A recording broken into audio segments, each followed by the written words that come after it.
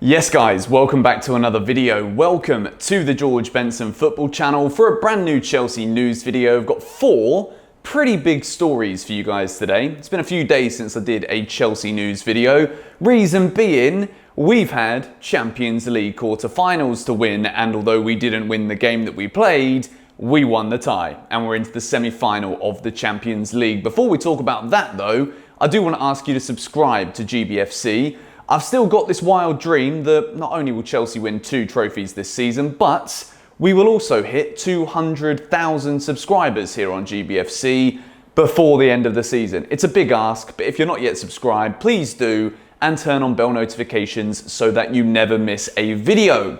In other personal news, before we get into the first story, we hit 10,000 subscribers over on GBFC2 as well, which is absolutely wonderful. So a massive thank you to everyone who has gone and subscribed. You should, if you haven't already done so. But story number 1, Real Madrid in the semi-final of the Champions League. First things first, it feels bloody amazing to be able to say Chelsea's name in the same conversation as Real Madrid, Paris Saint-Germain, Manchester City, the final 4 of club football's elite competition in the entire world.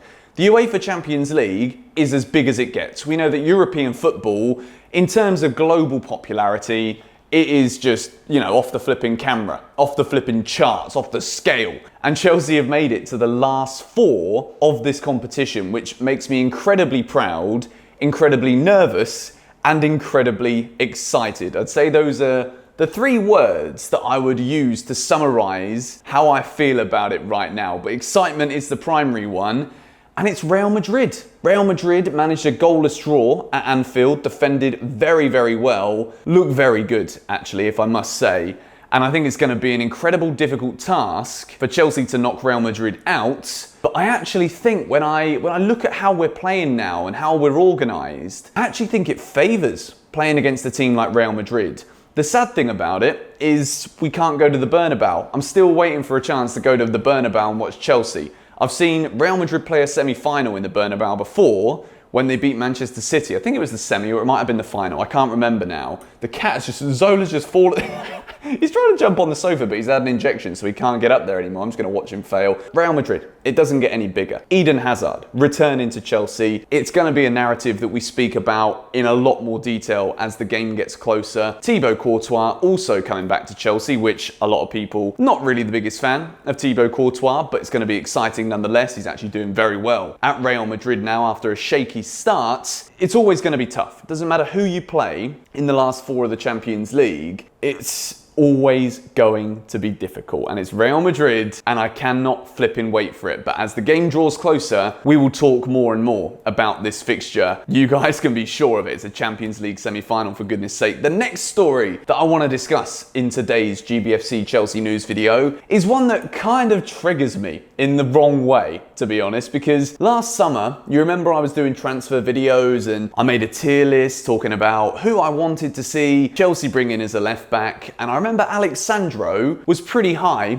up on that list. Chelsea have been linked to Alex Sandro more times than I've had hot dinners in 2021, and I tend to have about 2 or 3 hot meals a day. So that's quite a few hot dinners. Alex Sandro is being linked to Chelsea again, even though we've got Ben Chilwell and he's in incredible form. And it comes from Calcio Mercato in Italy, and it is surrounding a swap deal potentially with Emerson leaving Chelsea, going to Juve, and Alex Sandro coming the other way. I wouldn't say it's triggered me to the point where I don't want this to happen in terms of how I feel about this potential deal. I actually think it would be a decent deal for Chelsea. I think Sandro, despite assigning Chilwell, doesn't just make Alex Sandro a bad footballer overnight just because Benson's a bit annoyed about it, you know what I mean? He's still a very good footballer, and I actually think in terms of diversity, even though Emerson can play as a bloody left striker, which is wonderful, I think Sandro would actually bring a bit more to the Chelsea team than Emerson could as a backup to Chilwell, or maybe as number 1, who knows? Maybe this could happen. Let me know in the comments down below, are you as over the Sandro to Chelsea rumours as me, or do you think an Emerson-Sandro swap deal is actually something of interest? We move into story number 3, and it involves the man who started this season in the Premier League incredibly well. And you guessed it, we're talking about Rossman, the Bossman Barkley, who's on loan at Aston Villa. Aston Villa supposedly do not want to make Barkley's loan move permanent. I can't say I'm not surprised because it has been an injury-ridden season, and in terms of the start, it was very good. It probably built up a bit of false hope from Aston Villa that Ross Barkley is going to be a key player for them all season. It's not quite worked out as well as the early form would have suggested, but the other good part of news within this story, and I say good because I think as much as I do rate Ross Barkley as a player, I don't really see him getting back into this Chelsea midfield. That's just my honest opinion on it. The good news regarding that is that West Ham United are still heavily interested in signing Ross Barkley, which is very interesting for the one obvious reason that Chelsea are probably still going to be interested, depending on the price tag and whether or not West Ham attain top 4, Chelsea will still be interested in bringing Declan Rice back to Stamford Bridge. It is a transfer saga. Not really a saga because nothing's really happened, but it's a transfer story that I've addressed here tens of times on the channel. I won't exaggerate and say tens of thousands because that would be a bloody lie. But tens of times we talked about Declan Rice coming back to Chelsea. Ross Barkley, if he is to go to West Ham, could be a very exciting move. We don't really know if this season is just a bit of a one-off from West Ham. The fact they're in a Champions League conversation with just 7 games to go is pretty damn impressive from the boys from East London.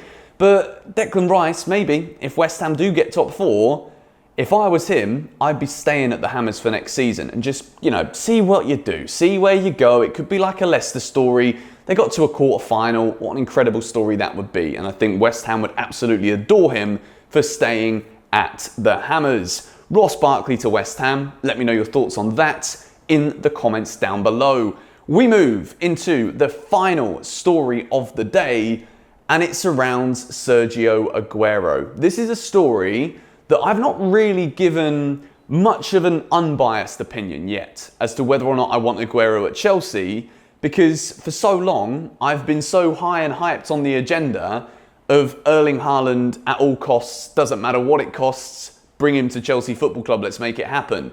Until I start hearing the stories that Mino Raiola wants to make him the first £1 million a week footballer in the world. So it's at this point where I say, at any price, really, Benson? Like, you're going a little bit bonkers here, you nutter.